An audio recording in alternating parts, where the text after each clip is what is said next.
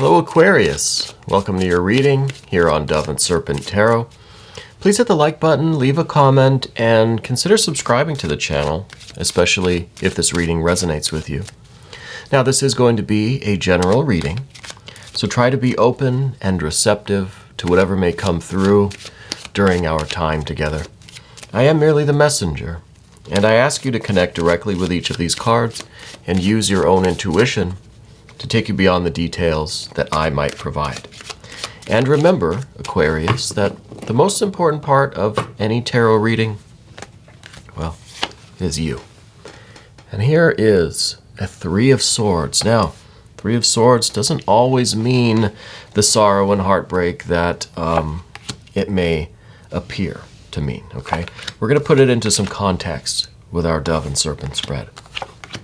And as I do this, I would also like to offer that if there's anything I could, pray about or meditate upon or send positive energy toward, please let me know in the comments, okay?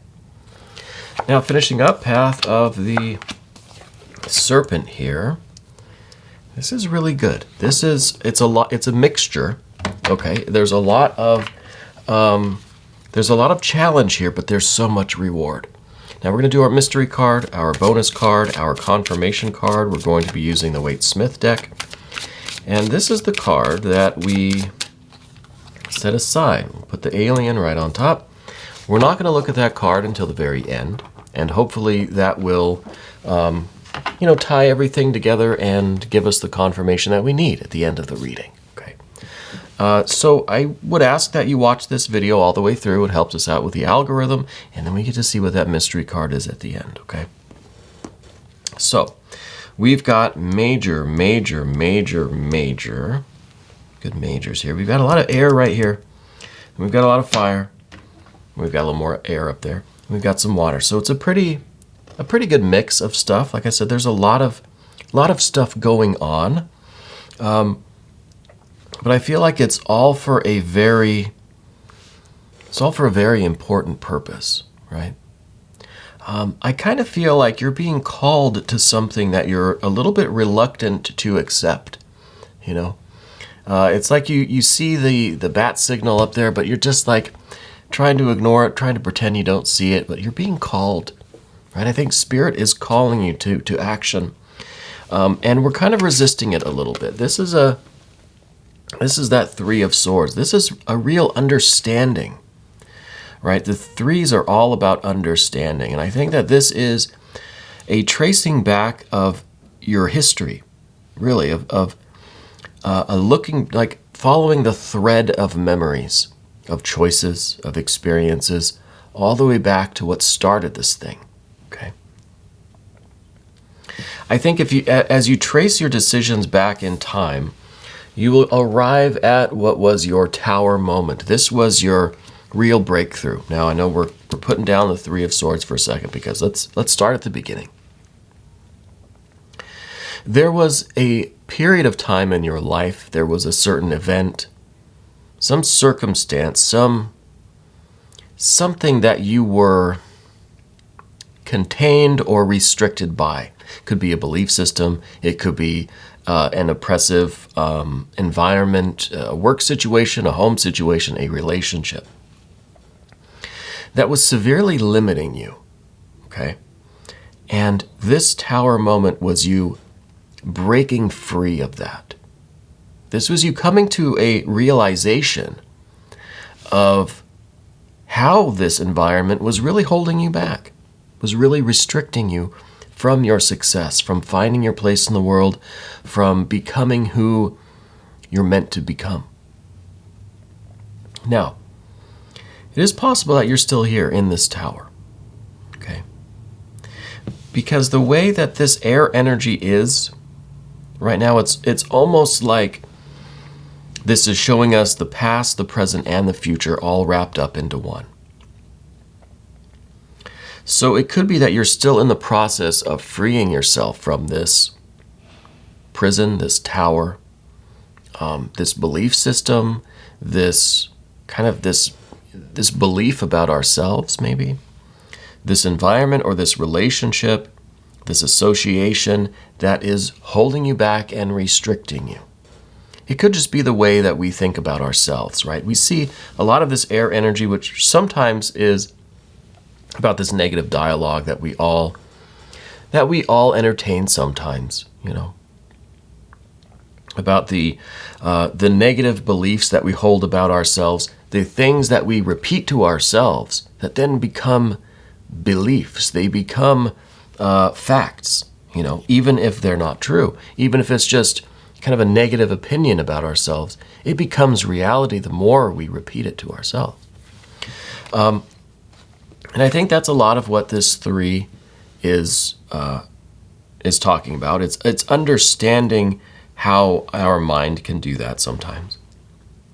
It's understanding that a lot of the experiences that we had, a lot of the decisions that we made, the choices that were presented, and how we decided, how we acted in response to those choices, have all led us from what was essentially this tower moment, the destruction, the breaking out of this prison, to this intense freedom in the future. This is the world or the universe card.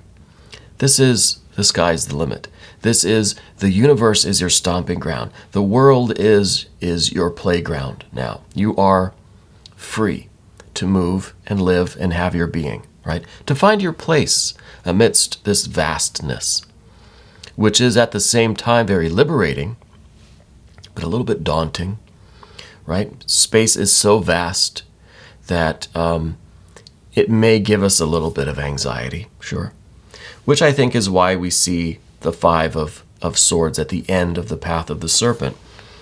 But the way to get from this breaking out of prison to this ultimate freedom, it's not enough to just kind of get out of that situation. You have to figure out where you're going to go. You don't just break out of prison, then you hang out by the door, right? You don't stay in the same neighborhood. We've got to figure out where we belong. So we have to get from point A to point B, right? Everything starts with you getting away from this situation. Now, I think that maybe this has already happened. Maybe this hasn't happened yet. But I feel like there's something that was really restricting you. Okay? It could be a literal prison. It could be. We don't judge here at Dove and Serpent Tarot. We see the energy, we talk about it, and then you're free to interpret it how you choose. Okay? That's part of this 3 of swords, is understanding how you tend to interpret energy. And usually this is energy from our own mind, maybe our own subconscious. But essentially, even what I'm telling you is happening in your own mind. The words that I'm saying aren't objective. They're not, your mind is what is creating this. Okay? So it really is up to you how you interpret what you're hearing through your ears and seeing through your eyes, and sensing through your spirit, your third eye, your psychic sense. Because we all tend to interpret energy in our own unique way. There's a lot of overlap, sure. My world probably looks relatively similar to your world in general, right? Broad strokes terms, yes. But everything that we witness, everything that we experience is happening in the theater of our own mind and our own imagination. Our consciousness puts it all together and fills in the gaps, makes something coherent, relatively coherent, out of all of this data that's coming in. So we also have the 10. And the 10 is very much like that tower energy. I kind of feel like the tower and this 10 should be paired up together, and the 3 and the universe should be paired up together, right? So this is where we start. This is what sets the whole thing in motion. Realizing that the prison we're in is also a prison of our own interpretation. The way we tend to interpret data is limiting us. Now, this isn't trying to discount or minimize something going on in your life that is restricting you, okay? If you are literally in prison, I guess the argument could be made that it's our own mind that brought us there, but that's a little bit too philosophical here.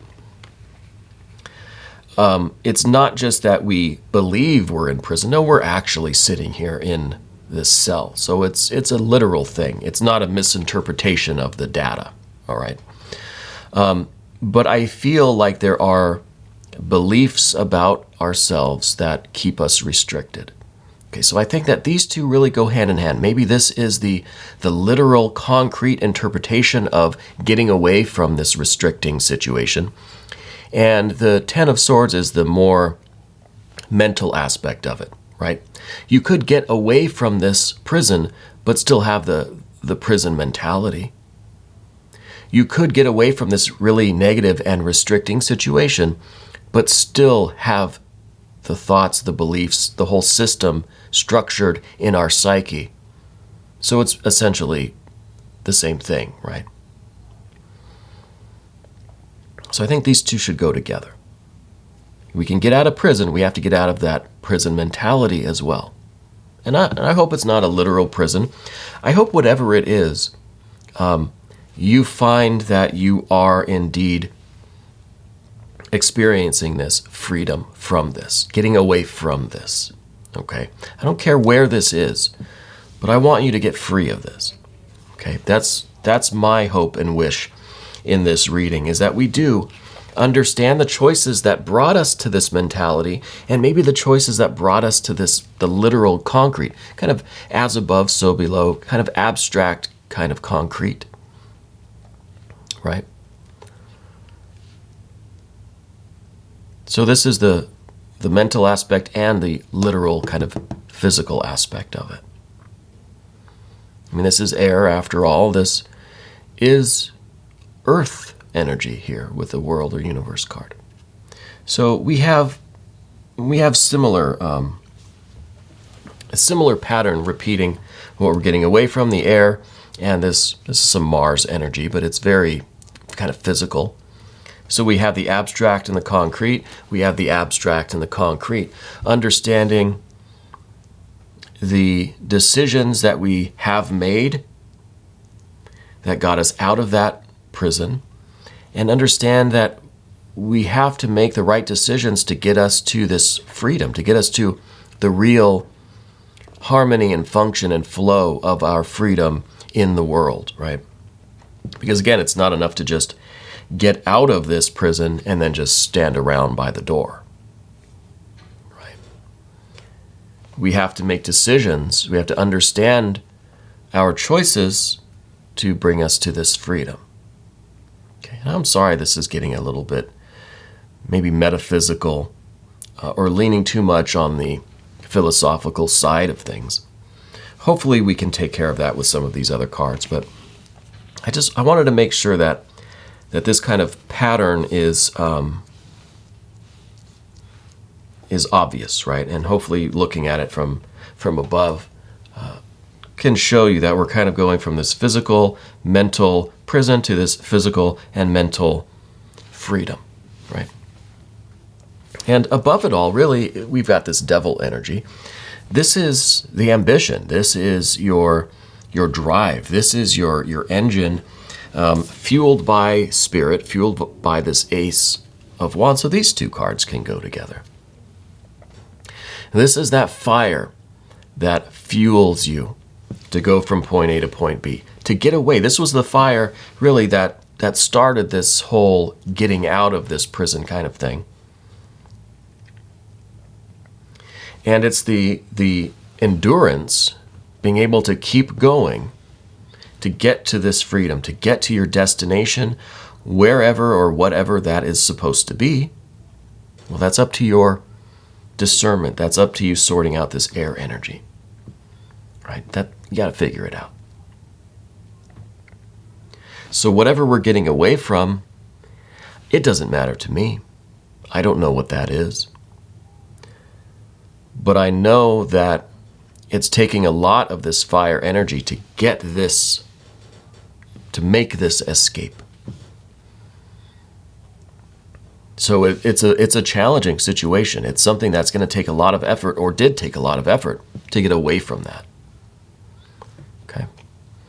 And then once we're away from it, we've got to just really invoke this devil energy. This is some good Capricorn energy, some really enduring energy, right? This is going for a really, really long walk, and you're going to be tired. You're going to want to sit down. You're going to want to give up, but you keep going. You keep climbing and climbing and climbing. And this is the strength that you need to get to where you're going. Okay? And now, I think this is going to bring us over to the path of the serpent. Because what we see here is kind of the way some of this is manifesting, right? This is a pretty basic experience, right? It's a pretty simple thing. I know it took us 15 minutes to talk about it. But it's pretty straightforward. Not very confusing, I don't think. Maybe I make it more confusing, but I try not to. But that experience, as simple as it sounds, it's not simple to do, but it sounds pretty straightforward. Brings us to a 3 of Wands. Now we have the 3 of Swords, understanding the thought process, understanding how we create our reality through our beliefs, through the repetition of certain ideas and thoughts. The things that we tell ourselves eventually become reality.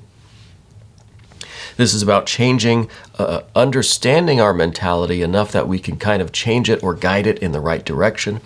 This is the same thing, but with our spiritual path. This is understanding what our Ace of Wands is. What is our spiritual fire? What is our will? What is our destiny? What are we meant to do? What are we supposed to do? What is the thing that inspires us? What is it that gives us the energy to keep walking and keep climbing even though we want to give up? What is that? It's a rhetorical question, but if you want to leave comments, go ahead. I think it's different for everyone. There may be some overlap. For some people, it might be family. It might be creativity. It might be this, an artistic expression, right? So for some people, it might be money and fame, fortune and glory. Fortune and glory. I wonder if this is going to be the Wheel of Fortune, that mystery card. The alien is trying to tell me, but I don't speak its language. At least I think it's trying to tell me. But this is your soul trying to tell you through the air energy, the mental structures, the mentality, the belief system, what your will is, what your Ace of Wands is, what is your spiritual fire. It's something that we don't always speak the same language. Our minds can't always interpret what this spiritual fire is telling us. And I think that's where sometimes we stumble, we make wrong turns, we make a series of choices that lead us a little bit further away from our goal, our destiny. We're still on the same road, but we maybe have went off trail a little bit. We're doing some winding spirals and dances all around the universe. Eventually we'll get there. But it's just because we don't always speak the same language. So the 3s are really about trying to tune in and understand what is our life telling us, what is our spirit telling us, what are all of our choices that we've ever made telling us. And I kind of like to take this all the way back to when we're children and the things that we used to have such passion for doing. What were the games? What were the scenarios, the pretend play? What was it that you really had such love and enthusiasm to go do when you'd wake up as a kid? What were you into? You weren't self-conscious about it. It wasn't something someone else was telling you to do. You would wake up and you just really wanted to go do what? I think when we remember what that felt like, then we can trace that thread through our lives and see if we've had more experiences like that, right? That's the freedom of being like a kid. sometimes. I know it doesn't always play out that way, but in theory, you have this kind of, this innocence, this freedom of consciousness, right? And you feel a certain way about these interests, your imagination, your pretend play, what you're just really excited to go do. But you don't have the mentality, the belief system, the mental structure that comes with experience and years of making, choices and being a conscious being.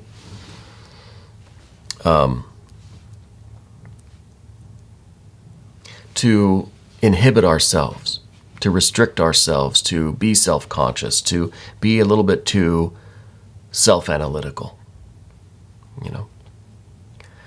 So anyway, that's part of the Three of Wands. Now, what we have for now is the Four of Cups, and this is good. This is stable. The Four of Cups can sometimes be limiting, right? But the Four of Cups at least is stable. I feel okay right now. And I'm okay with that, right? I feel decent, and that's decent enough. So this is a good achievement. This is a good milestone. Achieving this kind of baseline safety, security, stability, we feel okay. But if we stay here too long, we might start feeling like this is good enough, or this is all there is. And we might be a little bit hesitant or resistant to branch out of this safety, comfortable. This is like a warm blanket. But there's so much else out there, but we might be a little bit reluctant to venture too far away from this blanket. So the Four of Cups is a good thing, but it might be too limiting because we might get too comfortable here. We might just start to slowly accept, and that's part of this air energy, we might start to establish that kind of mentality that this Four of Cups is good enough. It's good enough. Okay. The next card is this Hierophant energy, and I like this major arcana. It's in the position of what we don't want. So that tells me that it's probably pretty important. And I think what we don't want is to accept an authority in our life, for one thing. This is kind of like the, in some ways, I think we're looking at this energy like it might be the prison guard, the warden of the prison, the authority here, right? Trying to convince us that this is who we are and we're good here, we're okay here, or here in the Four of Cups. Things are good here. Let's not cause a stir. Let's not rock the boat. Let's just be calm. Let's accept where we are. This is who we are. This is what we are. And this is reinforcing the belief system. So we don't want that. We don't want this in our life again. Right? It's this kind of a Stockholm syndrome a little bit. So you are actively rejecting anything that has this kind of a vibe to it. It's kind of like this, pretending to be your best friend, but really just trying to get you back into this belief system, this mentality. On the other hand, the way that we might be able to counteract this feeling that we get with the Hierophant energy is to begin doing work to reach out to others who have been through what you are going through, what you have been through, to reach out to people in similar situations.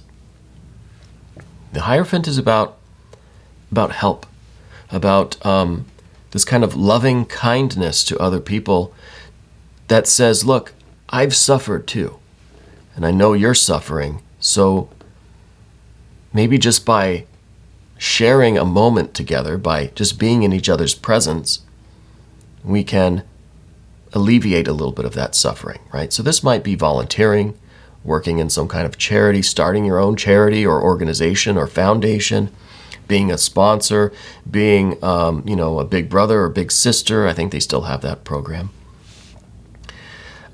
Anything like that is trying to reach out to other people who are where you have been to say, look, I've been there. I understand. And maybe that sounds a little condescending. Maybe people, like we just said, are going to reject that kind of, I want to be your best friend, but it's just to reinforce a certain mentality. That's not always the case with counselors or volunteers or, big brother, big sister kind of organizations, right? They're not trying to just mold you back into this belief system. But there's going to be a resistance there, Even with a sponsor-sponsee kind of situation, there's almost a rejection or a little bit of a wariness against some of that dynamic, right? Because it almost we don't trust it, let me just say that. I think a lot of the time, we don't trust it because we're so used to this stuff over here. But perhaps putting ourselves on the other side of that and trying to reach out to others, maybe that would be of benefit to you. Okay, that's all I want to say with that. The final card here is this Five of Swords. Now, this is literally about the active changing of our thinking, changing the way you think, changing how you speak to yourself, right? If we walk around with negative thoughts all day, we're going to have a negative mentality, a negative reality. So instead of letting our spirit, letting our kind of conscience, letting our higher self be crushed kind of under the weight of circumstances, the weight of all of this negative thinking, we need to flip this card around and put spirit back on top, right? Let spirit take the wheel and direct us and start doing more positive affirmations. Yeah, affirmations are silly. Every time I get the Five of Swords, I always talk about positive affirmations. I think positive affirmations, repetition, mental repetition of certain words and phrases of power can mold our consciousness, can mold the matrix within which our consciousness exists, right? Can mold the mentality and the belief structure in which our spirit kind of communicates and expresses itself. So this is kind of learning the language of spirit by practicing, by getting one of those apps on your phone that can teach you the foreign languages. And just by repeating these affirmations, we are influencing our unconscious, which is pretty much the source of this structure, right? It's not something that we are, usually at least, intentionally building a certain belief system or mental structure or outlook or a way of thinking. It just kind of happens through the subtle absorption of all of the energy and the repetition. The things that we are constantly doing, your body is just going to do without you thinking about it. The things that we believe, the things that we tell ourselves are just going to exist without us really consciously putting them there, intentionally, I should say.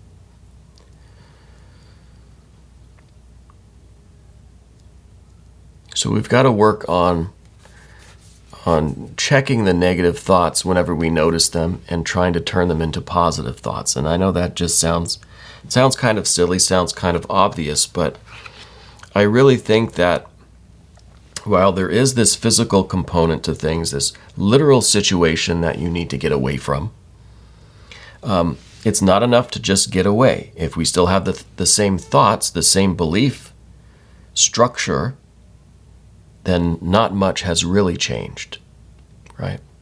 So we need to work on the mental side of it. Let's look at this mystery card before time marches on too far here. I would like to see maybe Maybe a 6. I always say that. I want to see a 6 of something, maybe a 6 of discs. We have an Ace of Swords. That is very interesting because this is the beginning of that new belief system. This Ace of Swords is precisely the element of spirit that's at the top of this 5 of Swords, and this is what we need to focus on.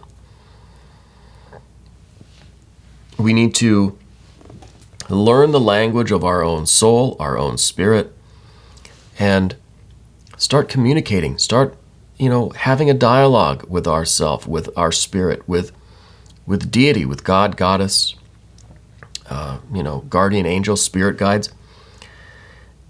And even if you're not one to pray, or you're not one to really believe in spiritual things, you're not religious, try it. Think of it as just a dialogue with your higher self, your true self, your conscience, whatever you do believe in. Just start a conversation, right? It may feel silly. That's okay. When we feel silly, it's because we're acutely aware of what we're doing. And that's good. That means you're in the moment, right? That means you're in the moment.